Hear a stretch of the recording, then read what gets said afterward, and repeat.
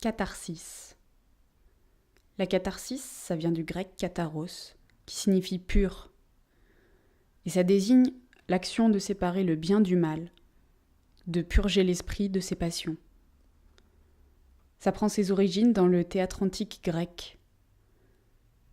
Au cours de ces spectacles, des acteurs prenaient le rôle de personnages au destin tragique. Ils exprimaient les émotions, les sentiments de ces personnages et les transmettaient au public qui s'en trouvait alors allégé, purgé, nettoyé.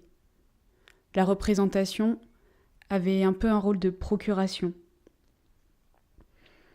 Il y a des artistes contemporains qui ont joué aussi ce même rôle. Je pense à David Bowie par exemple et à ses multiples personnages. Ou à Björk qui pareil, au fil de ses albums, invente des univers différents, des personnages différents. Je pense aussi à l'exorcisme, à la transe et à la danse, aux derviches tourneurs en Turquie qui dansent comme des toupies pour entrer en communication avec une divinité, et aux films de Tony Gatliff, par exemple Geronimo. Dans Geronimo, des gangs de jeunes s'affrontent lors de battles de danse, et toute leur violence, toute leur haine s'exprime par les mouvements de leur corps, par l'intensité qu'ils dégagent. Enfin, il y a Emel Matlouti, une chanteuse tunisienne qui a été une des voix de la révolution arabe.